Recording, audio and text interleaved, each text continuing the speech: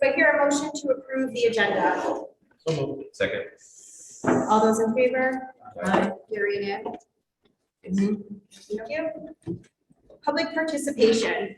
Members of the public and staff may bring to the committee's attention information, ideas, or matters of concern related to all the duties and responsibilities of this committee. This committee will not allow comments regarding specific staff members or personal grievances. The time for individual remarks will be apportioned according to the number of speakers and will be limited to 5 minutes per speaker unless extended by the chair. Kristen Conway.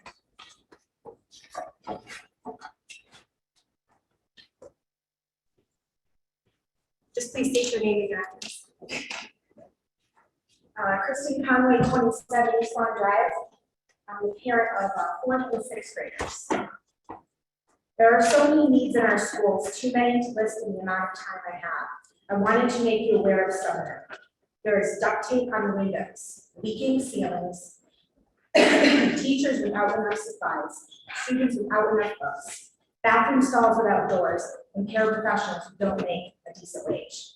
Our schools are in desperate need of upkeep that has been lacking for too many years. You understandably want kids to care, work hard, and get better grades.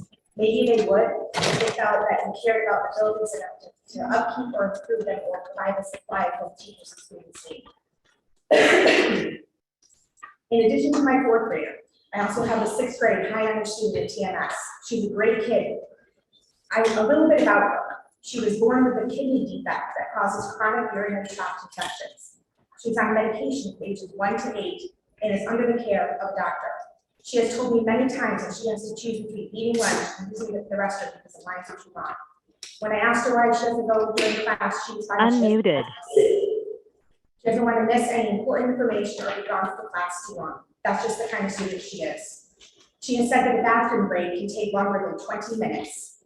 This is just another example of how to spend the abundance of funds available, open more bathrooms and hire more staff to monitor them. I know Forbes is in desperate need of gym equipment, as most of theirs are not in good shape. As PTO president, I offered to help. However, I understand that equipment cannot be purchased at places like Walmart and Amazon, and offering a $250 grant might only purchase 6 bowling balls, for example. Specials are just as important as academic classes. Not every kid is an honor student. Some kids need specials to get their energy out, take time away from learning, from books, or simply just be in a new environment. I would also like to see security devices available in every room at every school. Each room would carry a cost of approximately $125 each. It's time to take the pride back. We need buildings parents and students can be proud of, buildings that students want to go in every day and learn and prosper in.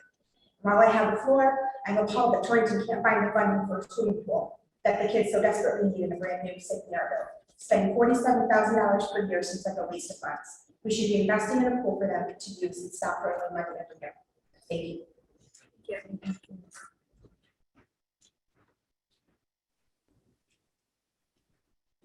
Discussion on the 2022-23 budget. Oh, I'm sorry. Is there anyone on the public line that would like to speak?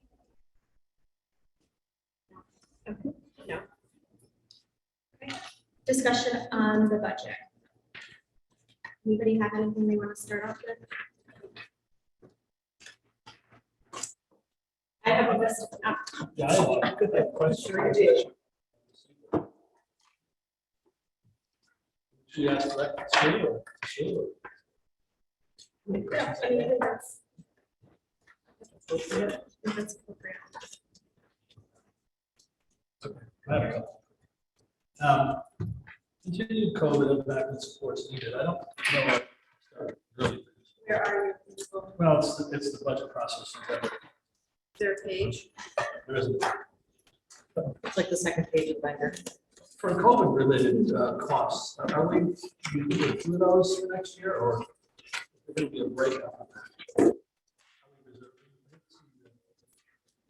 Yeah, so a couple of things, Right, right? I'm curious. We know, right, we know the congregate masks, just thinking about other things, we're not, we don't have sanitizers, were we thinking other supplies? Or were I we hope we just need nothing. thinking? I hope we need nothing.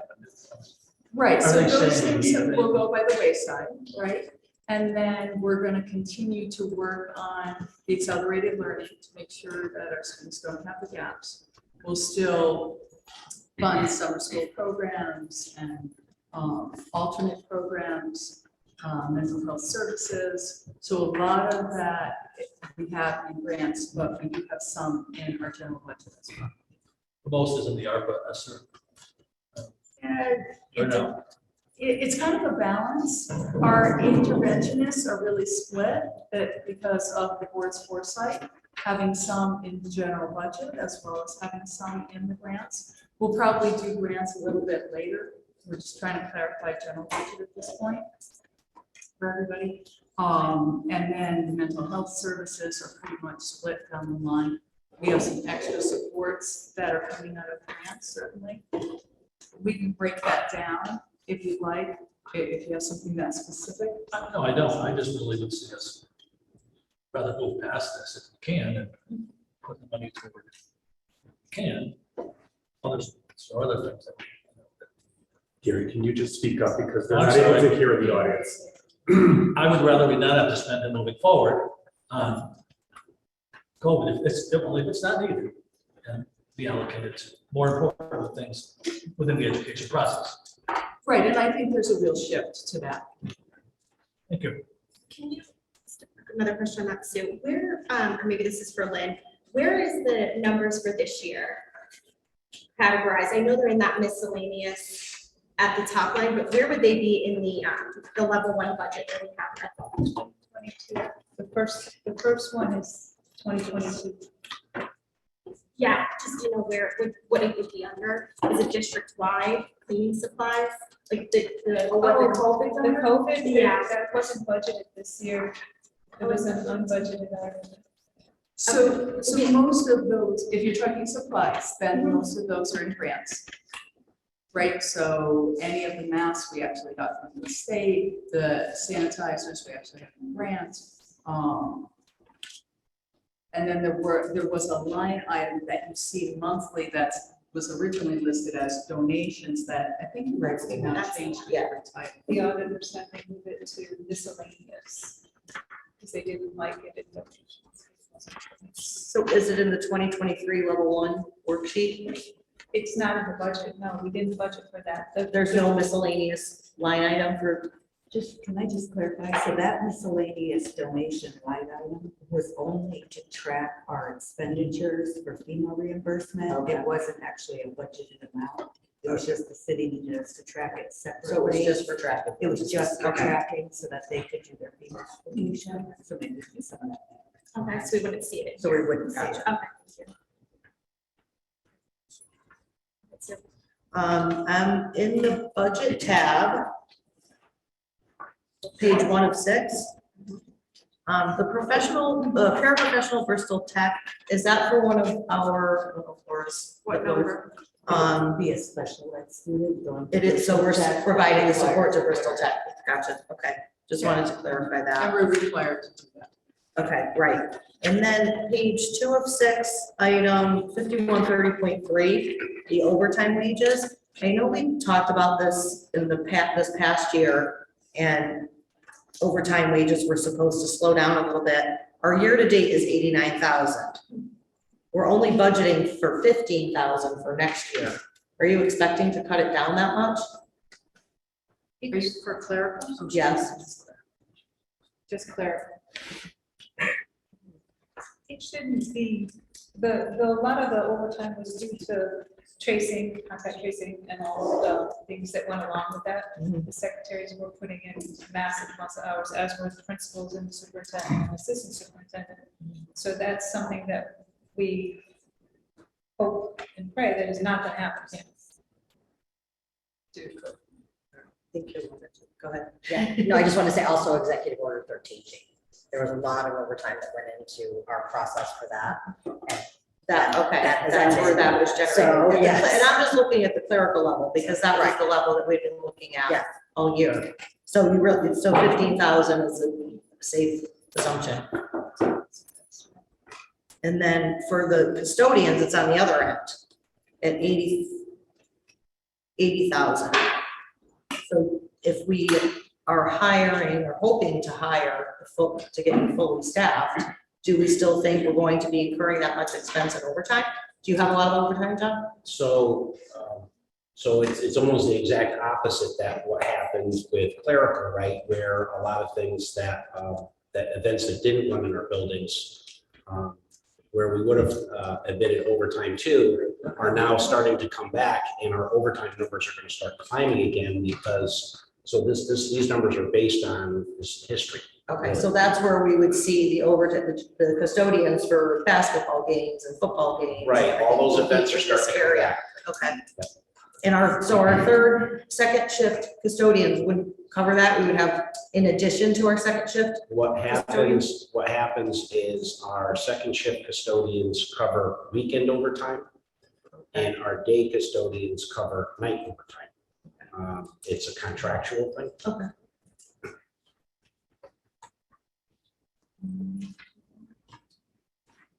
Good for now. Jason? Just because you're talking custodians, are we looking to increase the number of custodians that we have? I know that the middle school right now only has one daytime custodian, and we're having a second shifter that comes in every once in a while a little early to help out. I don't know what the other building situations are, and I know many years ago that custodian positions were cut, and not by anybody necessarily sitting here now, but I know that our buildings cleanliness is been an issue, and I'm hoping that, is there any chance of increasing the number, or have we not hired? Are there open positions? Speak to the floater. Yeah, so, So, yep, so we have currently put 6 substitute custodians on staff. They are working, there's actually one working in this building tonight. And then we have, right now we have 3 positions that we are almost ready to hire for. We just have to finalize up some contractual issues that we had to with the new contract. And then I did put in for a full-time, which is in the budget, a full-time floating position.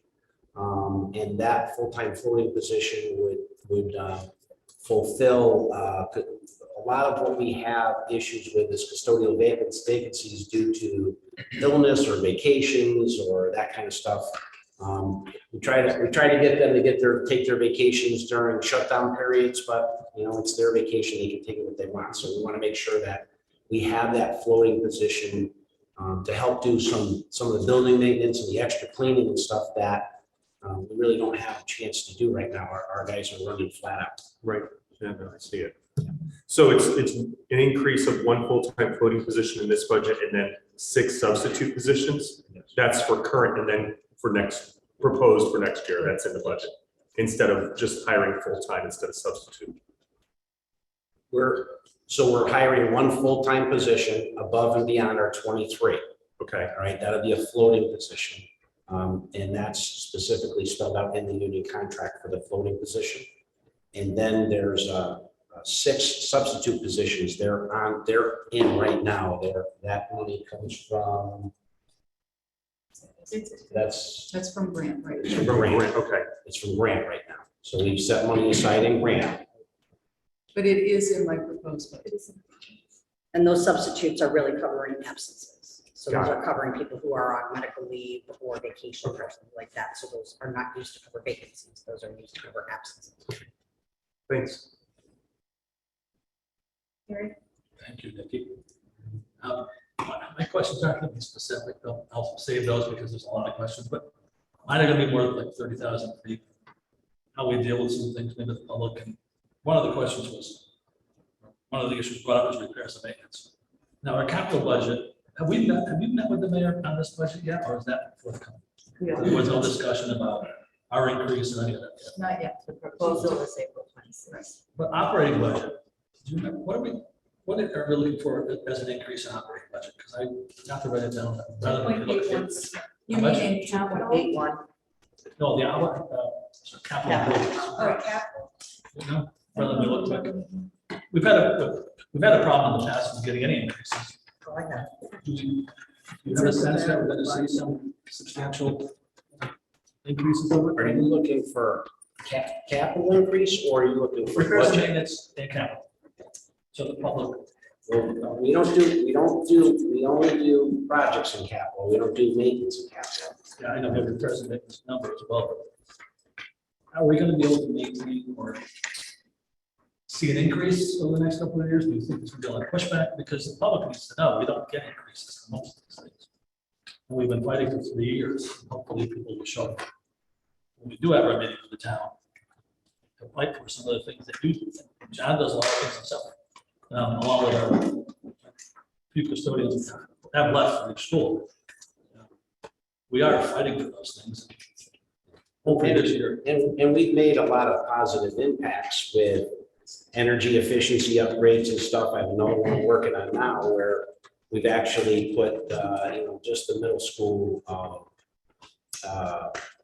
relamping project, put $57,000 annually back into the budget. No, I, So, that's great. But I'm in the day-to-day stuff. That they see that, That's what's in general maintenance. that's the correct? general maintenance. Yeah. So that's up 8%, which is significantly higher than what the full is. So well, and that was Lynn and I looking at the numbers that we spent over this recent fiscal year that we're in, and looked at some of our increases in some of those items where we were spending more money to do some increases on, because some of those budget line items are going higher than what we had anticipated from last year's budget. And our capital budget that's in here is gonna be decreased because we submitted this in December and then subsequently got all the security grants to cover a lot of the items in here. So maybe for the next meeting, because that's what we submitted to the city, so we can't take that back. But it's not the same increase once we carve all those other projects out of this. And those security grants were for what? I remember, The but maybe they don't. vegetables, secure vegetables, the coding system, The key lock. key locks. They- what we're talking about. Access control. Yeah. System. And there was almost $500,000.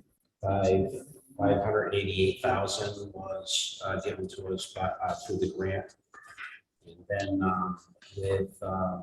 there was some monies available in this year capital plan, and then some grant monies that are available to complete all of the things that we requested at no additional funding from the city. So we have it all figured out on how to put all that in play. By end of next year. What's the time? I forgot. Yeah, we'll actually present that on Wednesday. Okay. We're gonna work off of that chart that we presented last month. And it's all broken down, it's gonna make it easier. So then the board would need to decide in the city, because we can't submit a different capital plan, but we have a dollar amount. Do we want to consider substituting other items for the items that we were able to get paid on? Well, just kidding. Just kidding. I've always wanted a pool. I think you gotta show up at the meeting. Yeah, but just to kind of go back to the maintenance, I was trying to see if I could find it within the middle school. Because I think that's, I'm trying to find it more. I'm in the middle school section of It's in his section. District 5. 50. Is the answer 11.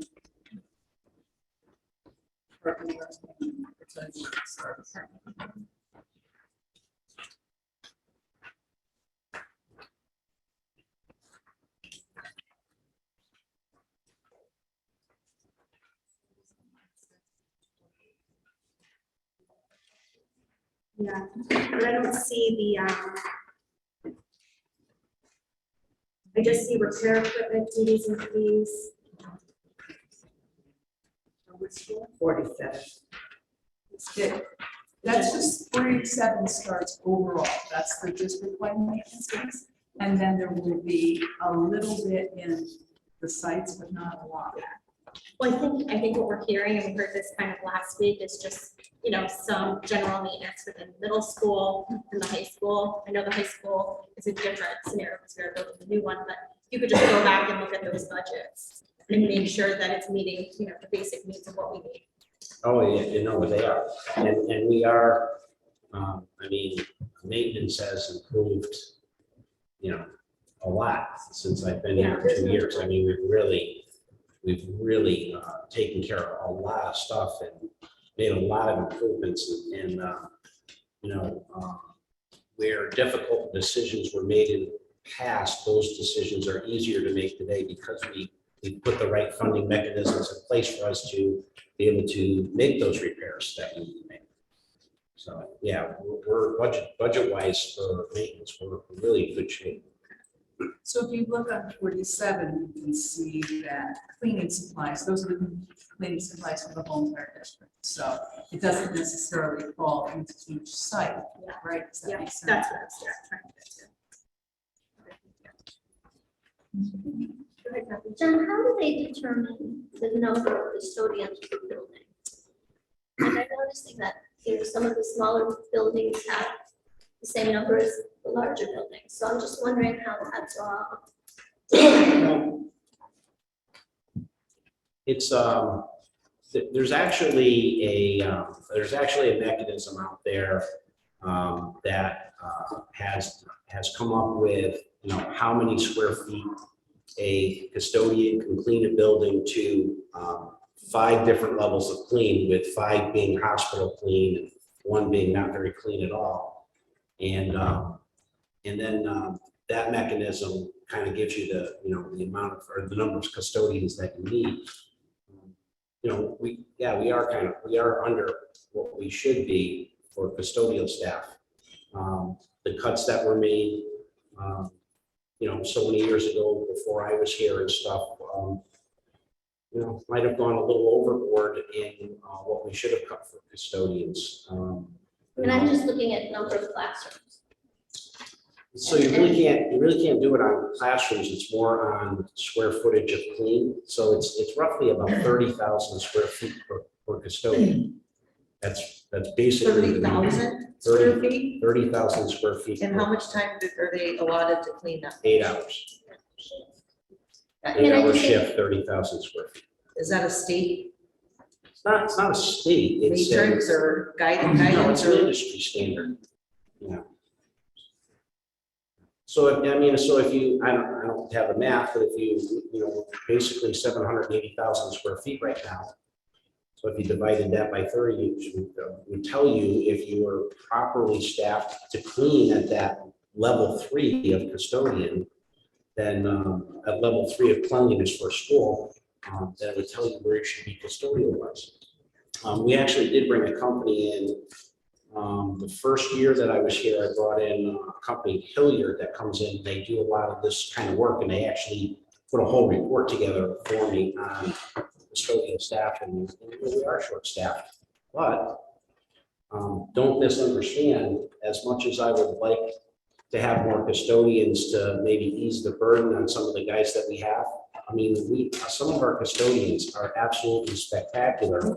They've learned how to clean more space, you know, because in some cases they have to. If you look at high school custodians, right? You take your daytime custodians out because daytime custodians aren't doing a lot of cleaning. So you have 3 guys that are cleaning at night. They're cleaning 236,000 square feet, 3 people. Same with the high school. That's 163,000 square feet, 3 people. So as much as I would like to have more custodians, you know, I think that we need to slowly ramp those numbers back up, you know, to get back on track with where we should be for building cleanliness. And right, we've learned all this with COVID. Look at bringing in the sanitizers and those types of things, right? And I guess that's what I'm thinking about, because those are going to go away. And I just did some quick review of numbers, and we've got one building with 29 classes with 3 custodians, another building with 14 classes, and I know that you say that we can't really compare that, but having lived in a building, I know that for a custodian to clean 29 classrooms is a lot different than a custodian having to clean 14. And I'm just concerned with the reductions with the cleaning teams coming in, that our larger buildings are going to be at a disadvantage. Yeah, well, So remember that the sanitizers are just sanitizers, right? They weren't actually Right. doing our custodial work more than they were sanitizing the spaces to prevent the spread of disease. Right, and so we really still have, the same number of custodians that we've had for quite a few years now. But I would like to see an increase in custodians, but I don't think that, coming in and saying, hey, I need 5 custodians this year is realistic. So we, this year, if we put that one floating position in, that really helps. Next year, I'd like to put another floating position in. We need to start building up because with this new 306,000 square foot building that's coming, I'm gonna need, and especially it being our flagship school, not to take away from other schools, but we have this nice new building. We want to make sure that gets cleaned as well as our other schools. So yeah, we kind of do need to build those numbers up, but we can't take the bite out of it all at one shot.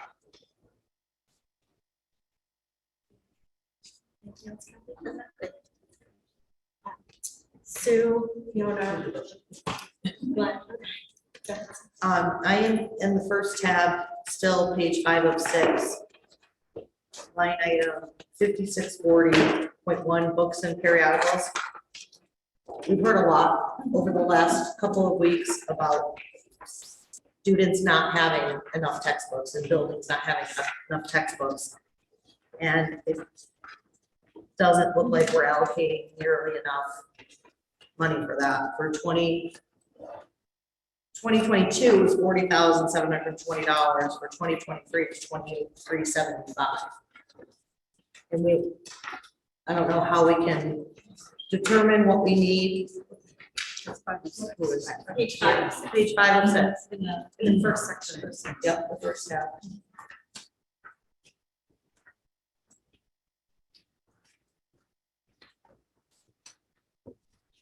So we have a decrease. I don't even know what $28,000 in books would, $8,000 would get us for textbooks, but if it isn't that a concern, we need to take a look at it. So the instructional supplies and the textbooks are based on what we receive from principals. A lot of times we are getting less textbooks and more instructional supplies because we want to be current. Textbooks, traditional textbooks, once they're printed, are already outdated the second that they're printed.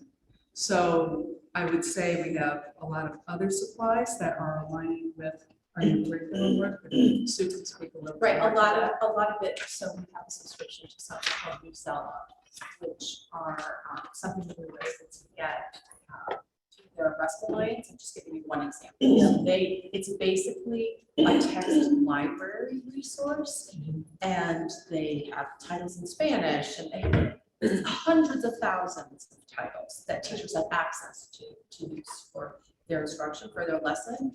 So, What about the students? Can they access any of that? Yeah. They can. yes. So if that's the case, that's fantastic. If that's the case, we need to make sure that it's being utilized and communicated, that it's out there so that it doesn't, here it looks like we're allocating nothing to textbooks. Right. Which is very misleading if we're using that Newsela Right. program. That's just one. Yeah. There are several things out there that are used by many, many districts. We are, as you know, hoping to purchase our comprehensive reading text program, which will be more of a traditional resource that I think that's what you're referring to. We're waiting for those titles to be released.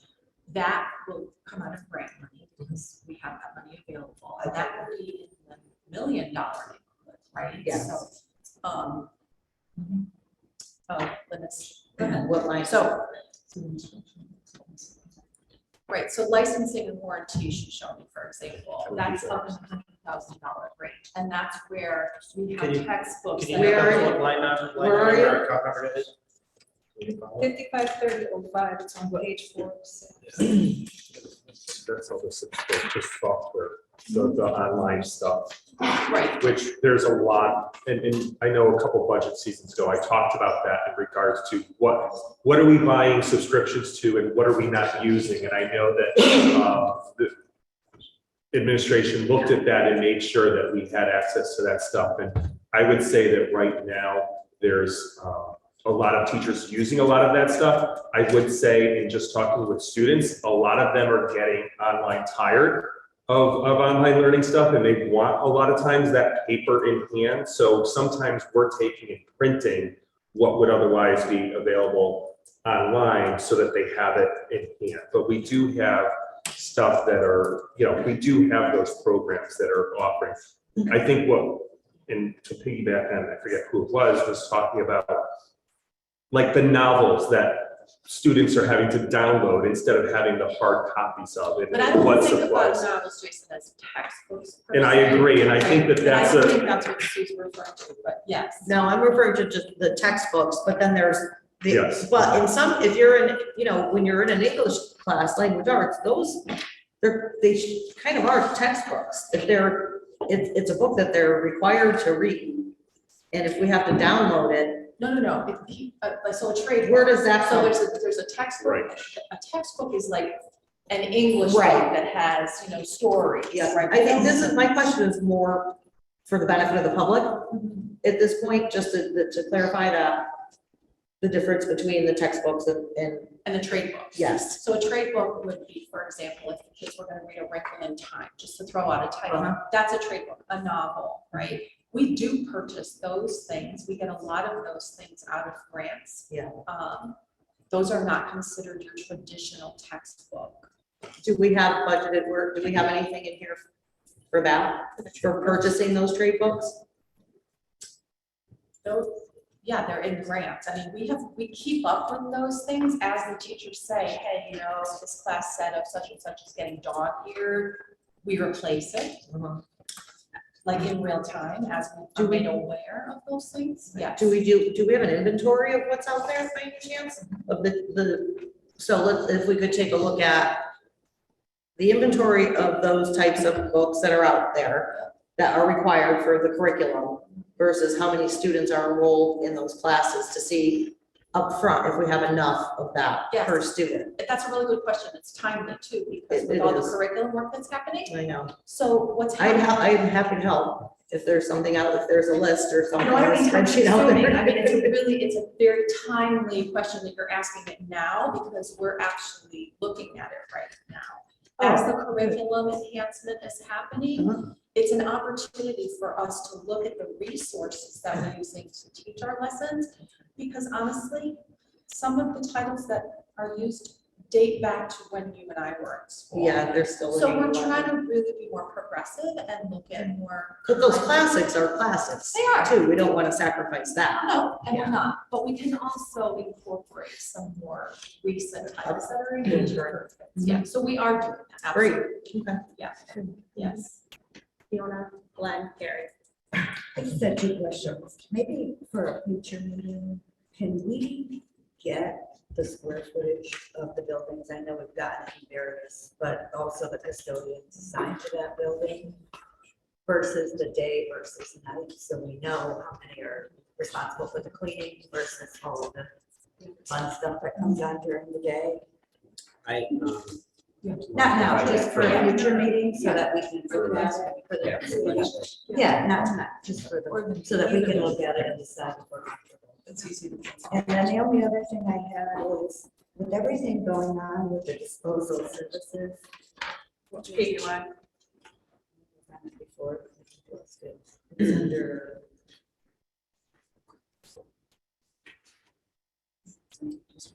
District wide. believe we had a 58. Yeah.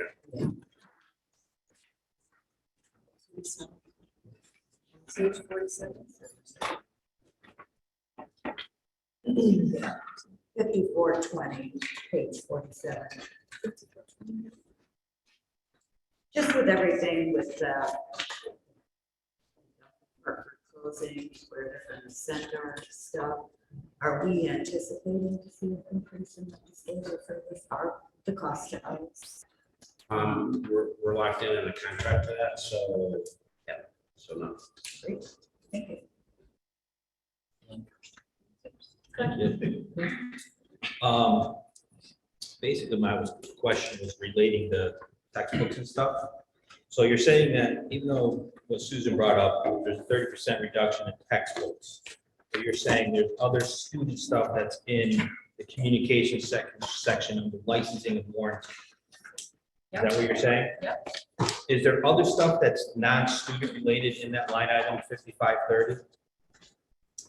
For licensing and warranty. Yeah. What page you on, what? Page 4 of 6 of the general.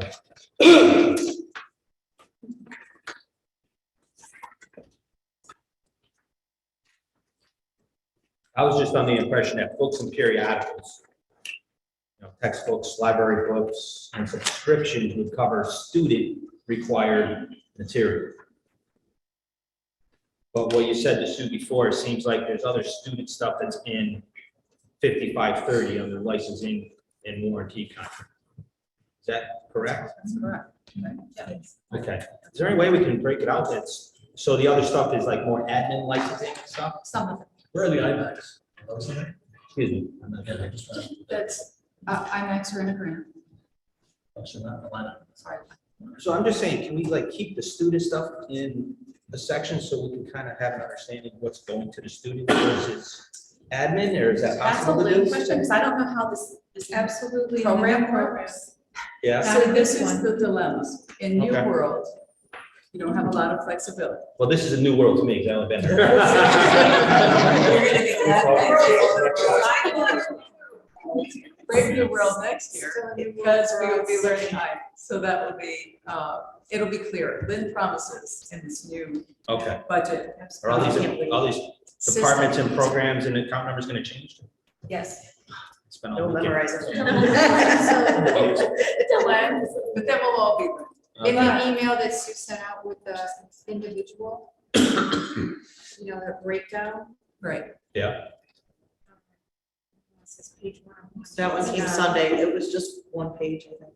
no, No, there's that's a a big whole sheet. It breaks it down. Oh, that one, oh, that. It took the It big breaks item it down and it expanded. shows you what's everything in the Right. licensing and warranty contracts. So if you, That's so if you fine. just write a note that in the one I sent you this weekend, on page 82, you'll start to see that breakdown. 82. Okay. Just while we're talking about that, are we able to get that level 2 breakdown? We've gotten that last year, I think that associates the employees with, right under each line item as well as like the detail. The one that, yeah, we have no level 2. Level 2 is once you make changes, the levels relate to changes. They don't. I thought they related to like. I know, that would make more sense. Hence, it'll be really nice when we're not in New World. But the document that we used to use, we don't use anymore. So you look in that long, the 83 page, or you kind of see the numbers, but you're not going to see the specificity anymore, because we are transitioning to IB, so it's kind of an abbreviation. That's why I sent out the FTEs for each school as well. Jeff, work back. Yeah, okay. And the other thing I had was in relation to that, I lost my page now, but with the custodians, so it's a $75,000 increase, it's 5.65%. Is that enough to get your one guy and your one floater and all the other ones? Yeah. Subs are not. general Increase, budget. yes, that's what we calculated. Yes. Oh, so this is only general budget, so any grant numbers we don't see in this. Right. Everything that's in New World is just the general budget.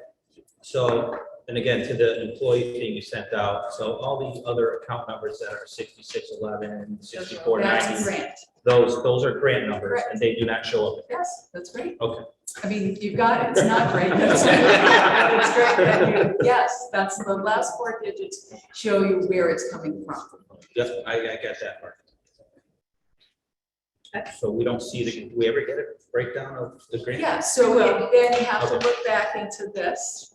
So on this one, it'll show you in the last 4 digits, what when you look at the 6,000s. Yep. you'll actually see at the end of each, like if you look at. I the understand Forbes- department program account number, I get that. Correct, and then it's the very, so at the end of like Forbes School, let's say, right, you'll start to see the 6,000s, you'll see miscellaneous, and then you'll see a registered behavior technician and social worker and paraprofessional. So if you go back to that, you'll see what's taken out of grant. But none of the grants show up in this. Correct. This is Because like I the can't- textbook, this is like our Right. textbook. This is what this is, we're paying, the city's paying. Yeah, he can go talk about his apples. No, I thought that would have been in that line item. Actually, that's not the question I was gonna start with, but the licensing for the Apple, and the Macs and stuff, where would that be? That's in the grant, and I believe it's in ARPA grant. Back to the books quick. Textbook, shouldn't we, is it possible to make textbooks, real textbooks optional? Because I'll be honest, 2 of my kids can't learn anything on the computer, and I can't read on the computer. And you know, my experience in school was with the textbook in front of me, I can flip back and forth to the other chapters and refresh what I may have studied the day before. And then I like, not high school, enjoying school, but as I got talent in grad school. But it doesn't, I don't know how they could possibly, maybe I'm wrong, we have a lot of educators here, but I would think some kids really would need a textbook, like a history textbook or whatever the class is, if they're not really able to allow that information to sink in and just, like, we were in Jason's class last week and well, they got handouts, but for me, in the math side of the equation, I always had to go back and study it all over again as I'm going through the class, because I just can't work off of a worksheet. So anyway, that's the question. So we do have textbooks in some places. But do we have them in all the places where they might all be necessary for the classes that, or have we never looked at it that way? Well, when the budget process starts and the principals come to discuss their wants, their needs, they bring forward requests for a textbook or a trade book or that sort of thing, if you will. As you know, we are going to adopt a comprehensive textbook at the elementary level, so there will be a reading and writing type of a program that is an actual textbook. So Well, yes, there have are we- history textbooks at the high school. There's a science textbook. There are math. The whole middle school is equipped with a math. But do we know if we have enough? That's one, I'm not saying we should have more or less, I'm just saying we know if we have enough. Because I just don't know. I know So kids have in the problems. process, what happens is department heads or teacher coordinators, especially at the secondary, right, high school, middle school, they inform the principals, yes, we have enough, no, we need more, we need to have some binder supplies because we're putting it back together. Whatever they need to gather information from their teachers. So that's how the whole process starts in November. So that's what they bring to us in December. Just the other day, last week, I got an email from somebody at the high school department chair of the high school world language asking about looking at a particular world language text. So there's a process to follow. Yes. Yep. Good question. John, you had your hand, did you have a question? I was wondering if we could get a hard copy of that very long Excel document you sent out on Sunday. Hard copy, sure. And whatever was sent, I need to get a copy of. Is there that staffing sheet? I can, Yes, we'll Yes. send you both, Jason. thank you. Go ahead, Jason. Just going to reductions. I know that there's 8 retirements and 4 resignations. I'm just talking about the reductions, and it's right in the beginning. I'm going to go to a page in a second. Okay. There was one TMS ELA teacher that is being reduced due to enrollment. Will that affect the housing situation that we have of groups of teachers working together in a house or a team? I think housing is going to be different than teams. Traditionally worked in teams. Right, so that I'm Here, I don't know if we will continue to do the housing model versus the team model. They're still looking at scheduling. And then we'll see where we go from there, because then we're also looking at the WIN blocks, as well as moving into what the high school does in terms of academic resource centers. So we're still working on those pieces. And so then on that, on page 22 of 58, the certified salaries for language arts at the middle school, 5610-0104, or, no, I'm sorry, 5111.15. It's a reduction of $213. I want to be that language arts teacher who's getting that amount. If it's only a reduction of one person, we're having over $200,000 reduced in certified salary. Right, and some of those people were slated in the wrong place in terms of language arts versus, I believe it was. The coaches. We had somebody who was labeled erroneously there, and so we had. Literacy specialist. Yeah, so we had a literacy specialist there who shouldn't have been. So it's that literacy specialist plus, and so we put that person in the right space. So then that would make more sense with the one reduction of the fourth grade teacher at Forbes, where it's only a $21,000 reduction. Because the other reduction was a fourth grade teacher at Forbes. And that on page 4 of 58, that certified salary teacher line item is only being reduced by $21,259. Right, so remember that you're doing a shift Yes. of staffing, right? Depending on what the needs are, so it's not a 1-for-1, it'll Yeah. never be a 1-for-1. Right. So, It was just that huge Yeah. difference. So that I think the explanation of this categorizing is Yes. what helped with that huge amount in the middle school line item. Sure. Thank you. Question on the ELL. Page 3 of 58. So in the general budget staff additions, we highlighted that we're adding 6 English learner teachers for the district. When I went through each of the schools, so for this one on page 3 of 58, 5111.15, it's reducing ESL teachers by 60,000.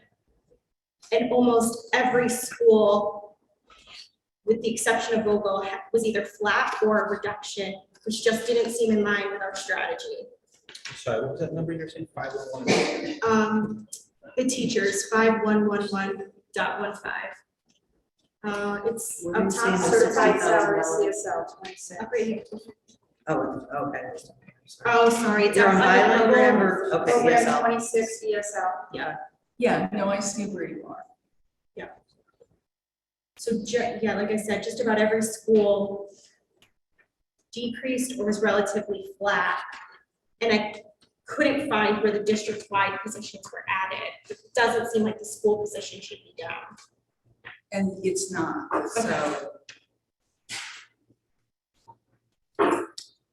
Because we're not actually adding 6 positions, we're Moving on from moving grant, us right. from Yes. The city the city ARPA money, because that was only 1 year, so we have to absorb those 6 positions this year, just so that people don't think we're adding 6 positions. Sorry, yes, add was wrong. Shift from grant funded to general budget funded.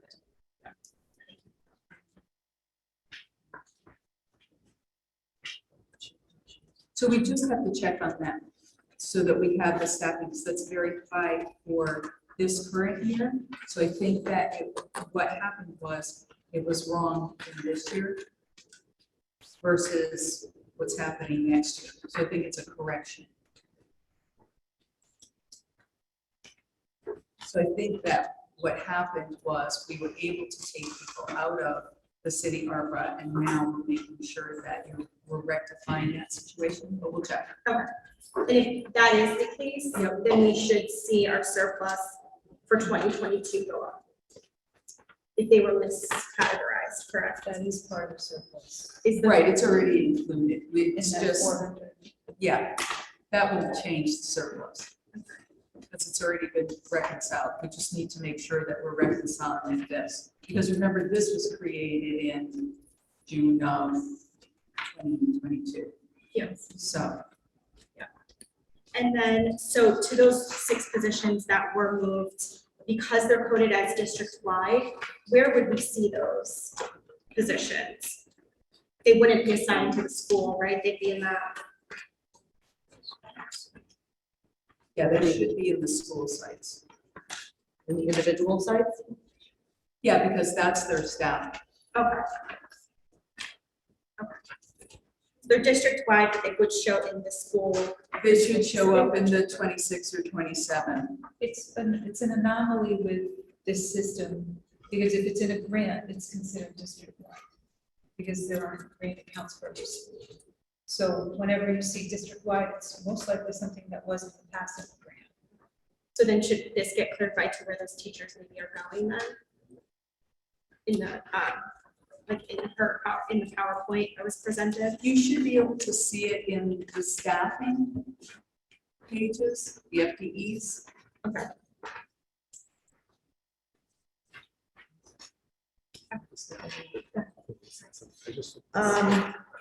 I'm looking at the budget summary by department. It says by department, it's in,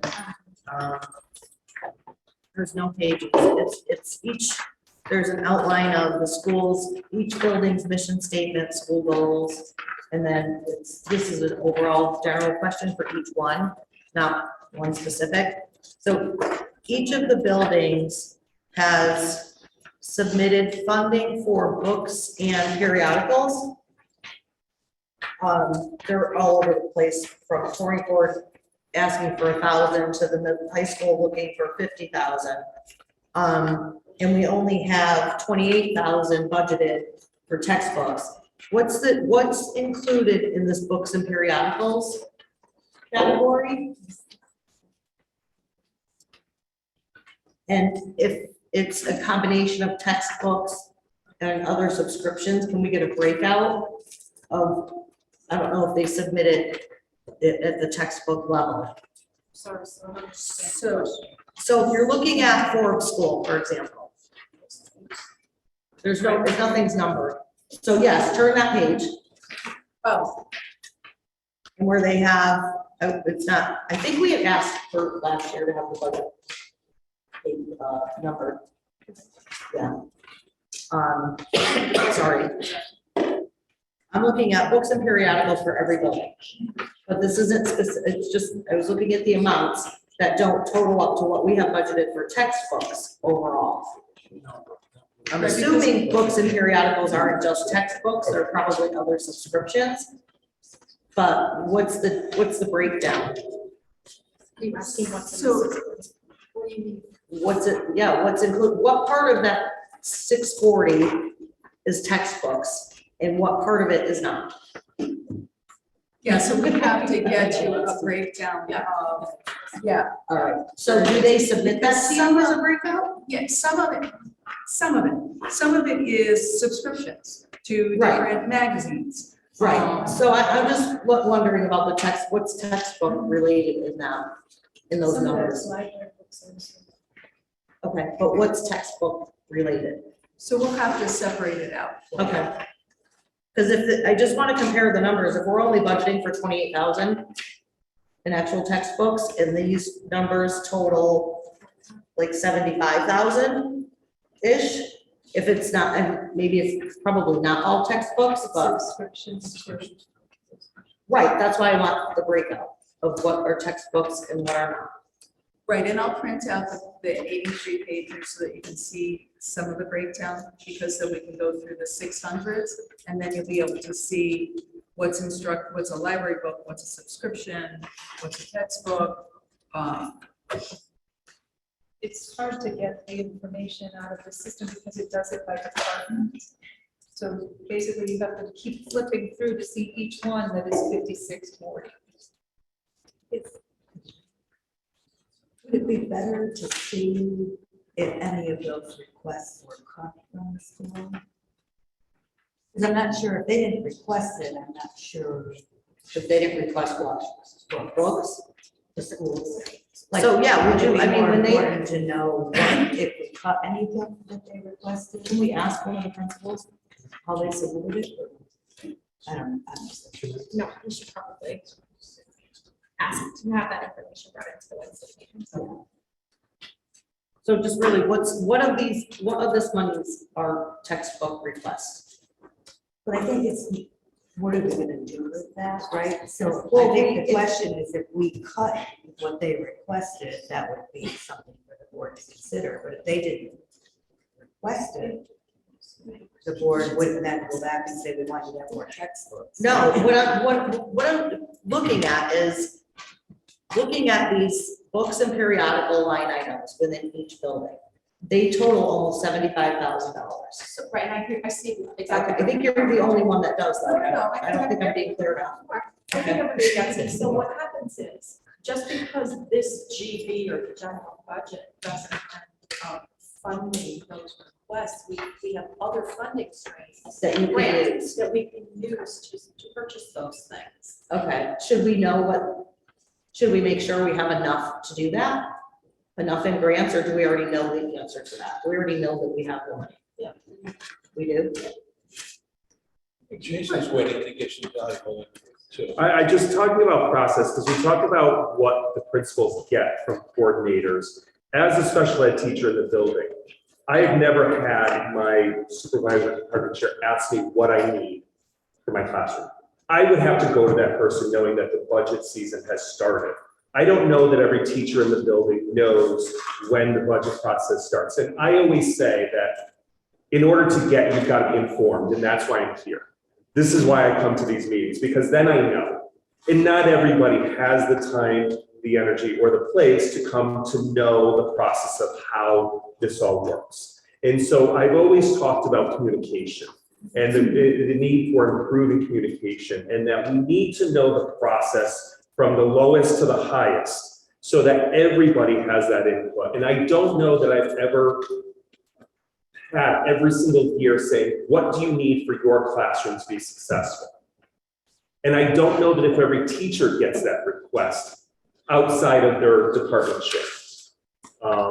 So I want that to be clear, and if that's a process that needs to be looked at, I think it will help to inform what we as the people in the classroom could use or need, especially now that we're going through this curriculum development. And I know that that's a huge piece that is helping to drive a lot of what we're going to get as we're looking at the different things. But I never have really been asked, what do you need for your classroom?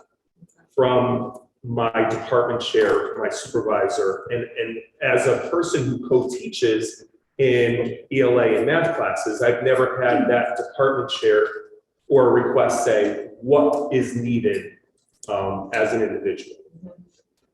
That's So- interesting. Do you think in Wednesday's meeting, we could just go over the process as it stands if you talk to the your administrators or the department chairs, just so we can get a general idea of the process that they're going through and what's Yeah, it's the in same here? process we use here. I know, but a lot of new people, so maybe it would be good to Not a big do deal. it. Yeah, I don't know. I just suggest that if we're gonna spend some time on a process that has already happened, Right. it may be worth it to schedule it after we are able to get this budget done. Just, I imagine there's a lot going on already for them. So like maybe in that sort of 4-month time span where we're not doing another budget, maybe that would be the best time, so we can, if we wanted to change the process, change it ahead of time, but not do it while we're in the middle of it. Yeah, no, I think that's absolutely fair. It's just, if we're hearing, I just want to understand what the process is, even if we're not going to change it, in case there's things that we as board members want to advocate for, as Jason's saying, that maybe there wasn't input into. But I agree. It's a great suggestion. Thank you.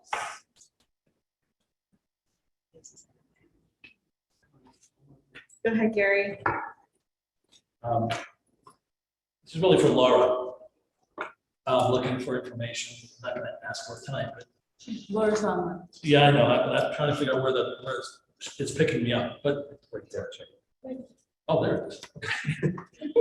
Okay. every year before we go to Board of Finance, at least we started funding the sped. And we added all the positions, we were able to have a presentation ready for them. After the second year, indicating how successful we were and highlighting how many we brought back, how much the projected savings have been, and how much we anticipate reallocating the following year and where we're going to send it. And hopefully, we can do that again by the time we get to it. But can we possibly get, for both SPED and ELL, a breakdown of if we saved about 1.8% or whatever the savings was by reallocating our SPED resources from reduction in children who were identified to being given other services outside that IEP program or whatever you call it. How can we project that forward, if you could possibly look forward? And also, and maybe what the savings might be down the road, where the allocation might go, because I'm thinking about the rest of the kids that may get the benefit, but also the same for ELL. We allocated money for that, now it's permanent. Can we get some idea how that is working? And how are we doing what we think we can do with that money? So just to put this in perspective, so I 100% agree that that was the original theory, that we do these, we have cost savings in the investment other programs. But that's not what happens, because what's happening is the savings we have are covering our contractual increases, keeping our lights on. Correct, no, that's the point.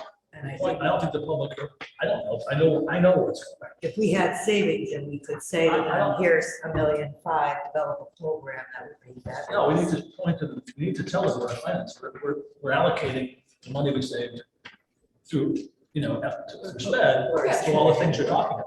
Right, and I think Laura wants to talk a little bit about the Hi, Laura. reinvestment of our savings into That's new right. programs, because we have students coming back, which is fabulous. They have to come back to something. Right. Thank you. Hi, Gear. Yeah, so, basically that we brought a lot of kids back. And I try to be extremely transparent with everything to keep all of you guys posted of everything that we do. So we have been able to correct a lot of the things that were really compliantly incorrect and could have gotten us into trouble with the state. So for example, our referral rate, our outplacement rate. Okay, so those things that for the first few years, I said, we have to fix this. So we have, and that was great. But it's not as simple, and I've showed you guys this before. It's not as simple. So, we brought him back and he cost us $250,000. So where can we spend that money now?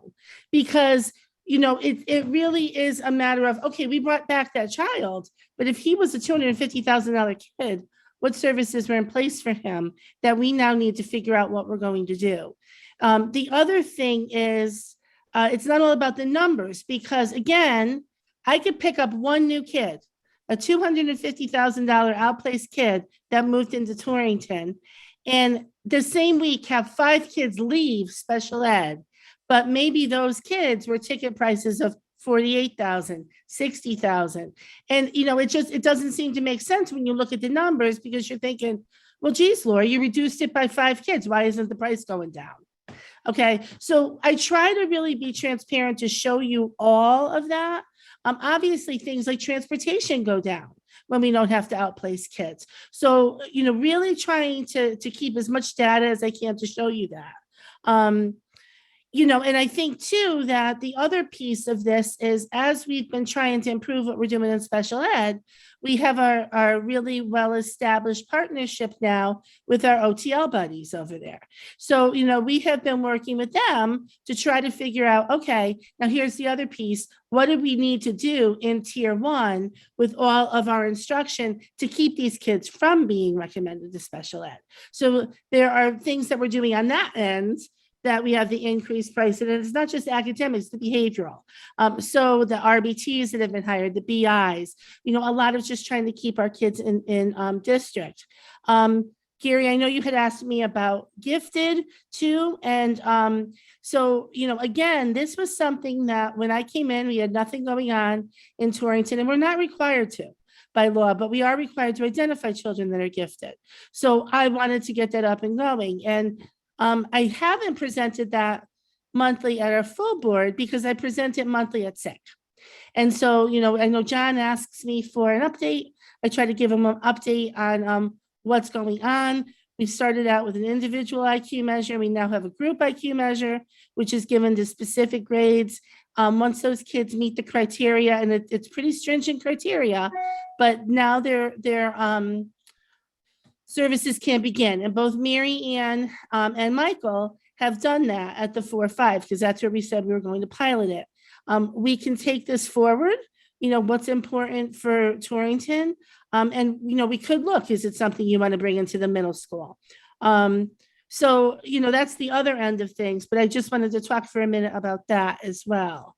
So I don't know if there are other things I can put together, any kind of data that you might want to see. I just need the time to be able to get that together, and then I can show you guys whatever you need. Yeah, again, the same thing. A lot of people ask all the time, what are we doing?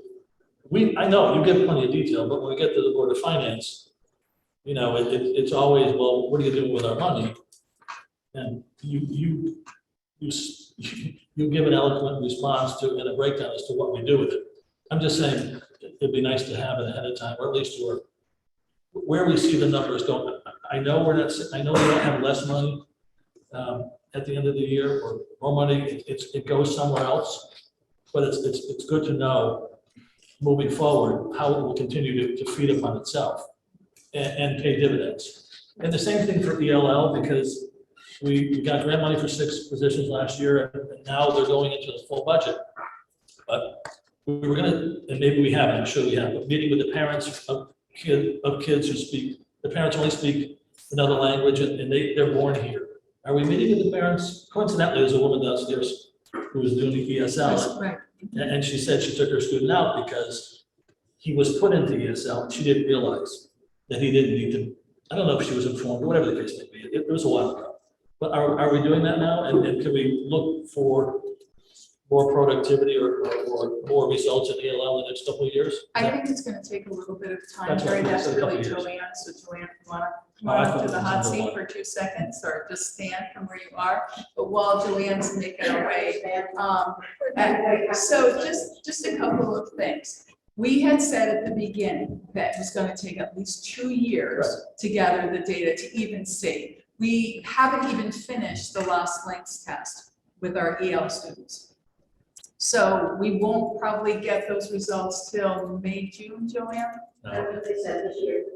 Okay, so May or June. So that's gonna take, it'll probably be after the budget season. So just sharing the experience that parents have, Joanne, in terms of when we're checking whether EL services are best or not. It goes to the process. Can you come on up? I'm sorry. Thank you, Joanne. Next time you can sit at the big kid table. And Dr. Deacon, you'll have to join us next time as well. So it goes to the process, and there is a process for identification, and there's a process by which parents are notified that their child has been identified as someone in need of services, and then the parent can refuse services.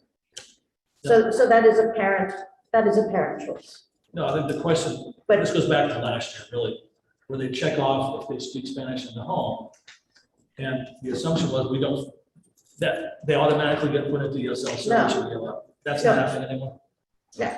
I don't, Yeah. right, Because last year, the discussion was that created some not misidentification, but maybe a child was in there. I brought this up 3 years ago because I was approached by students saying they're stupid because we speak perfect English, but we're in ESL.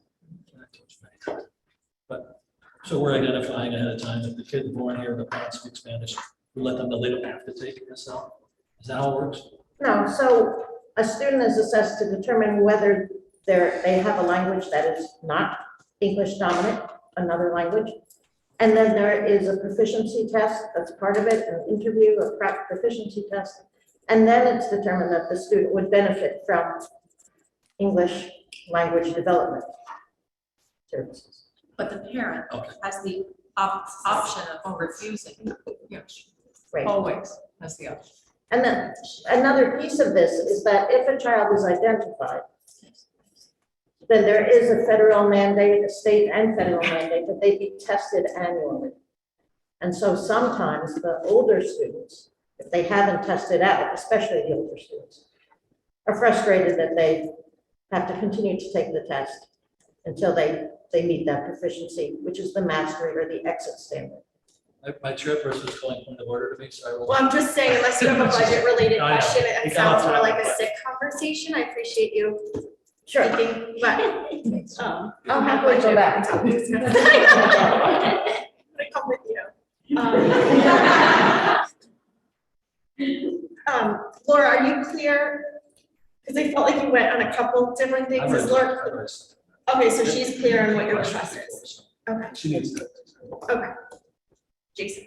I was just wondering, on the thing that was sent out Sunday that I'll get a copy of, is it possible to see the change? Because I think what's on that sheet is what's budgeted.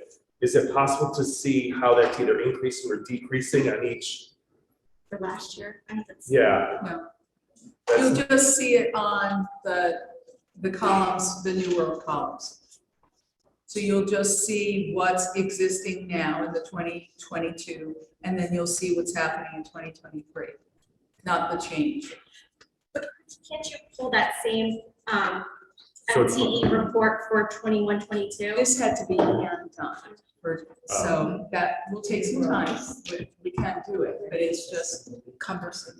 Yes, Yeah. and that's the hard part right now. Okay, I guess that's, I wasn't sure if that was the question that you had said before, when you were speaking level 2. You're not looking level 2, you're just looking for the more detail of how many FTEs there were, which this is, but we don't have the comparison to what it currently is. So this is the budgeted FTEs.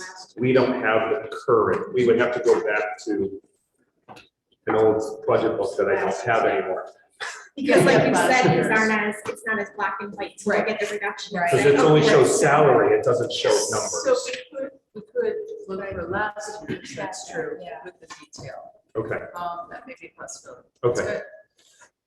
That's the only good. reduction for this sheet, right?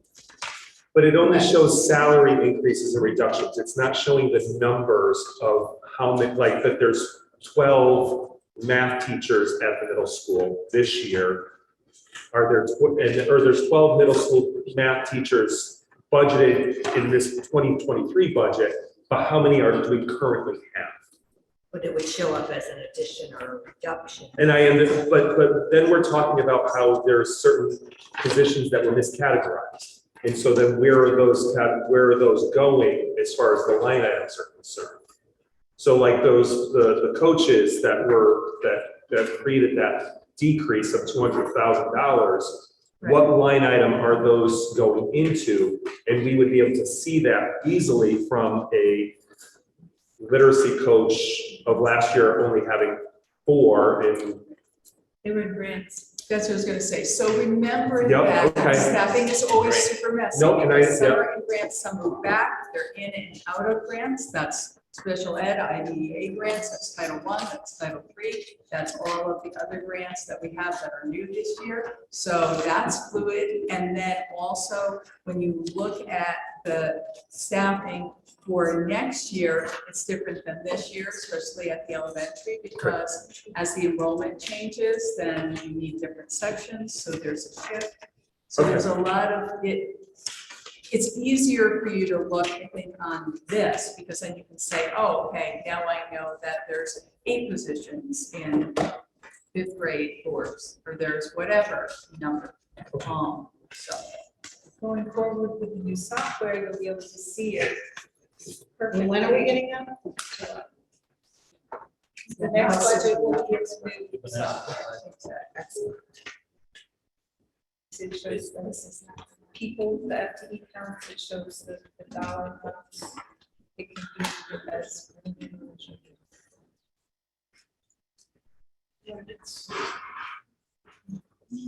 It's much easier. Is there a way for us to see an overview of the class sizes? Yes. Budget. by grade? That's an easy, yes. Just because I know you guys are bringing forward what's responsible within the contract. Just curious if the board wants to look at that from the perspective of the makeup of the classes. And is it, even though contractually we can do it, does the board want to consider that if you look at the class sizes? But you want, not for each grade. We could do each grade level per school. Per school. And then you can see what it is this year and what it is, We what have is that. projected next. Yeah. Yeah, it's not. For future needs. Sure. Yeah.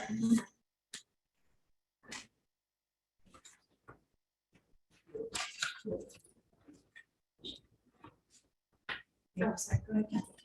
Just in the staffing, when I look through the staffing in most of the schools, there's at least one position listed as miscellaneous.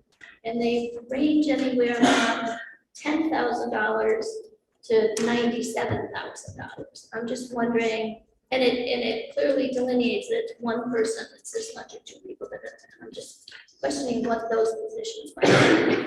Miscellaneous is that catch-all. It was for people that do the intervention, the coaches. It's just, there weren't enough numbers left in New World. So this is the explanation I was given when I asked the same question. But yeah, that's basically the Can those catch-all. be delineated for us then? They will be. Like, they will be. In the Okay. budget. No, So we No, but I mean, can- for now, Yeah, yes. just to kind of give us an Correlate that idea. to a person. Yes. Yeah. And actually, thank you, because they aren't, you know, most of the schools. Some of them are tutors, some of them are paras, some of them are teachers.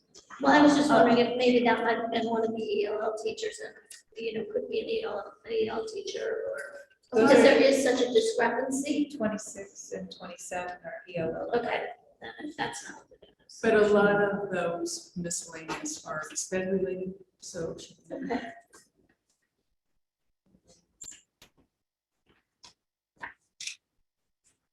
In the, page 4 of 6, so that same kind of first section after budget.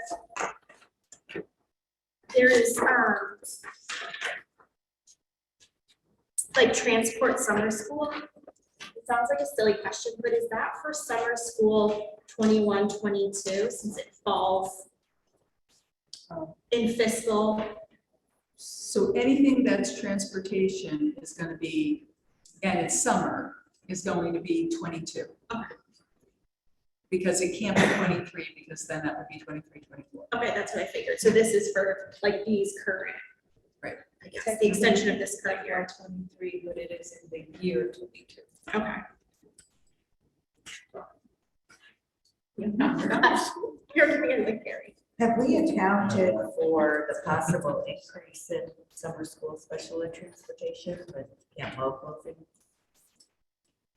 That's two, but we're gonna have to be transporting farther, possibly. Maybe we're not, but. Is that something that we know about?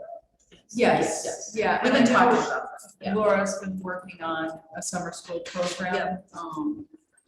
It's very sad that it's not gonna be in existence. I think, Laura, you want to speak a little bit about the summer school program and possible transportation issues? Yeah, so we're trying really hard to try to figure out how to kind of recreate what the kids got at Camp Mo. And last year we had the opportunity to have a really nice program for some of our autistic children where the teacher, one of our teachers went there in the morning and did their instruction there, and then they had camp in the afternoon. It was great, helped with transition. We didn't have that difficulty with the transition that they had. We also didn't have to transport in the middle of the day.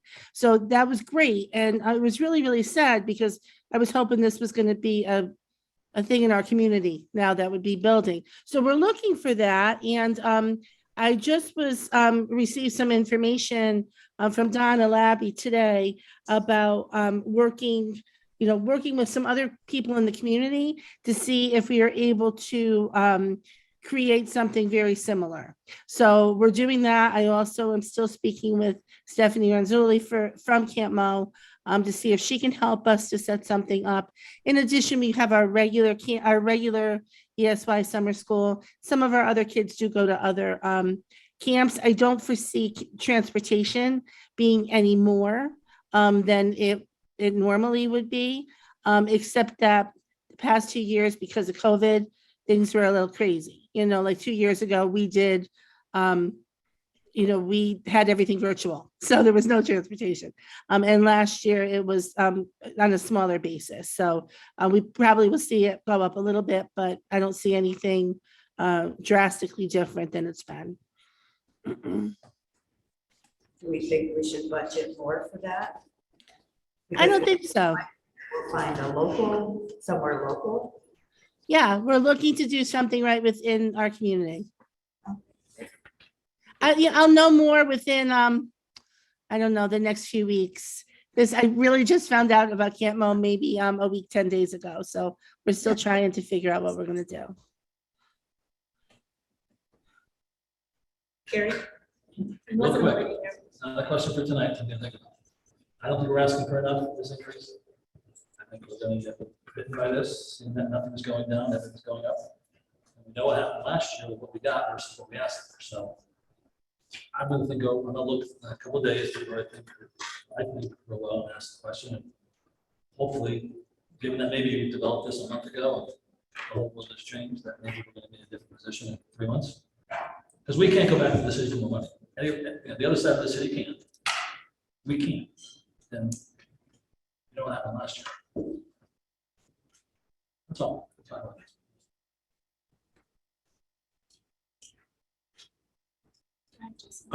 The new admin needs that were just posted, I think I'm answering my own question, that's going to be through Alliance, as I'm seeing in Wednesday's budget packet.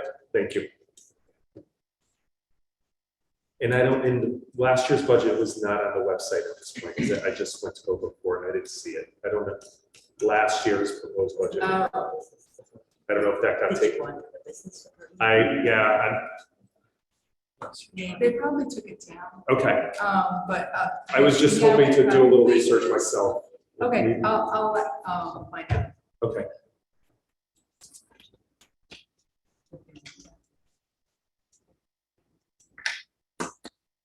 On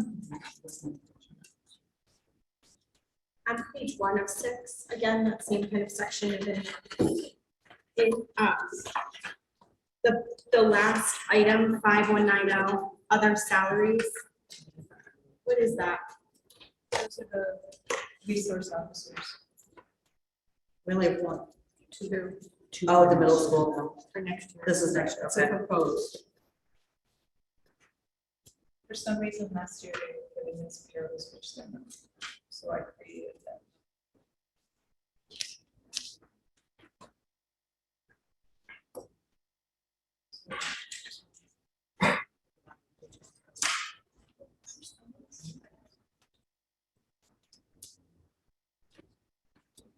That's for 2 salaries. That's 2 salaries. Shared service. Oh, okay. We take part, is it 50/50? We say 40. So remember that you're only with us for the 10 months, then the city has to pick up the other portion, and then when they have emergencies, they have to leave. Just depending on what the city emergencies are as well, so. But we only have one of those. We only have one There's one for- TPD. They're asking. We're asking Next for- year. You're asking, I missed that part. I'm sorry, I was looking at something else. So there's one currently at the high school and you're requesting one for the middle Right, school. and we'll make sure we clarify the percentage on that.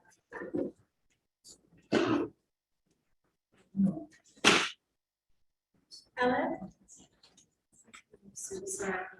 On page 1 of 1, board clerk, 511232. No increase.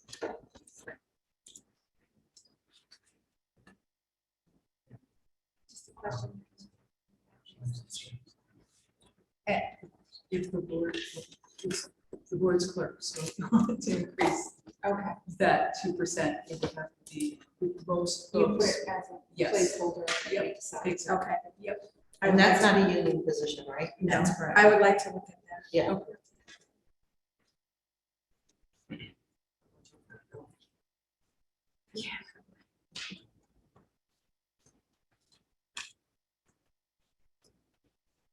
That same 106, 5-11165, it's the second to last one in the top section, guidance counselor. What's driving that increase? We have them to be 2% grant or the city ARPA grant this year. We have to take them in. 2% coming out of the ECS. Just remember that whatever was in the 2% ECS has to now be in the general budget, and then whatever was in the city ARPA, that's only for 1 year, goes into the general budget. So that's what a lot of. Are we able to update the summary sheet with all of those that are coming from, either going from Where they're grant, going. like all the increases into general budget, if we can have that on that staff additions page, I think. They're not additions. Okay. They're just bringing them But it's a back from- transfer. It's a Staff yeah, transfer, we can put it separate if you want to. But I believe we're getting information on the grants, and that will be part of that information. Right. Yes. That's right. So that will be. I just think this budget has more positions in it than is showing in general budget. It's not an addition. Correct, yeah. Whoa. Don't worry, I fixed the skylight. Don't be- We don't mind, John, but you're right underneath it.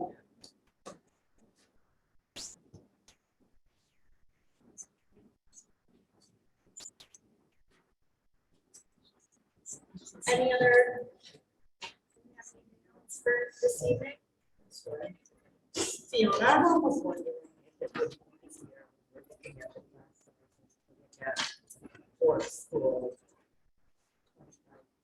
State out of general budget, 10 out of grant. So you look at the whole staff at one building and last side. You know what I mean? Then I think it'll give us a better picture of the staff. at one building. Project, but Yes, it's getting confusing. more like how many people are. But the FTE for general budget, FTE for grant for each school. That's what you're. Well, Yeah. Yeah. Yeah, I think that makes sense. With the class With the sizes. class size. It's all in one. Right, so that the chart is just, I don't, so we'll have to give you a chart for class sizes, and then we'll do another grid for the FTEs for general budget, FTEs for her. Yes, please.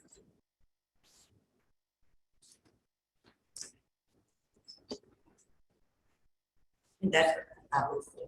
doesn't have to be for Wednesday. Okay. Yeah.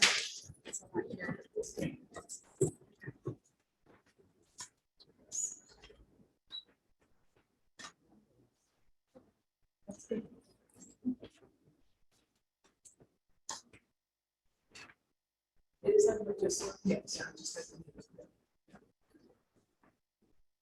Oh, Wednesday, I was confused as to how it's going tonight, not because I thought last year we had a little presentation.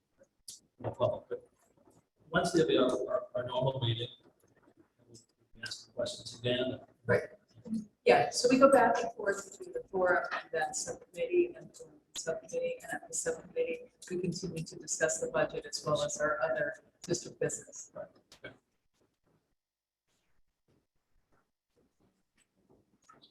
Where's the pool then? It may be right here, this Yeah. is for it. Hopefully John's group really. It's in Ferguson's office. I fixed the skylight, don't worry. Any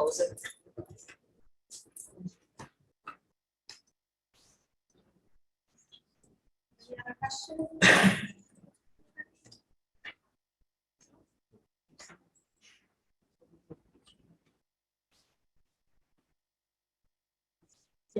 Yeah, you definitely can. Yep, so do you want to recap what we have for the next meeting? Okay. for next meetings. The depending on how meetings, yes, quickly we definitely can not get just that. for Wednesday. So I had a capital review. Yep. Custodians per square footage. ELL staffing. Yep, ELL. Yeah, ELL staffing. Just an overall process for how the sites do their budgets. For clerk. And then the staffing at each building between the grants and general budget and the class size.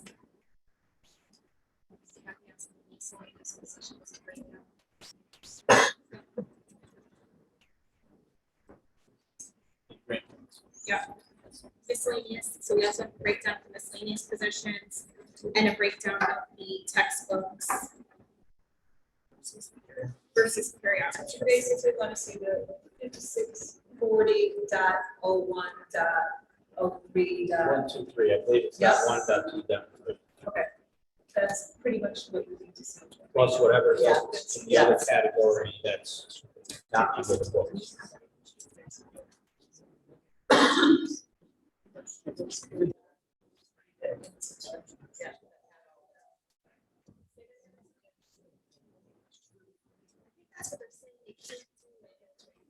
This is the one last year. We got this question. She emailed. Yeah, it's just So you not. guys see that really quick? Just to see if it's just. Yeah, John asked. That's exactly what we have. So sorry, just to add, so John just requested that. Some sections like. Some. Yes. Okay. Some.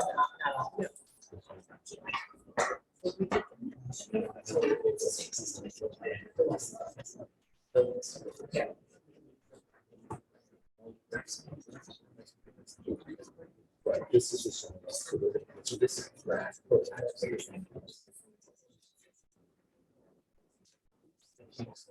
It's a confusing process and we don't have. But it would be helpful to get it upfront. So that, But it's a process, so we gotta get what they can get us when they can. The board wants something different, so we just, whatever the board requests. but I think what we got last year is what we're looking for this year, if you recall. We got it in pieces last year too. Well, no, the original binder had it broken out. First, We felt, the binder that we got is still with us. oh, it's additions and. And that's Yes, that, okay. updates at the very end, so you keep updating. the Okay. information, we keep giving you more and more and more. Okay. Yeah. No, you're good. She gives us a handout. She's got a section of that. I think I covered everything, right? Nobody had anything else to add? I added those few that. Just have a question on that. Can capital move to facilities and then they bring something to budget only because we've already submitted? So when we go to the city at the end of April for the first meeting, that's when we'll need to ask them. We can make an adjustment to the capital plan, but we've already submitted it. So I'm just saying, instead of budget, because this budget working on operational facilities, can look at capital. Maybe facilities can look at capital and what's been carved out through the grant, and then make a recommendation back to budget. Just because you guys think of more specific projects that are farther out on our capital plan, we wanted to bump them forward, and then make a recommendation back to budget. Just for the sake of time, because the operational is so much.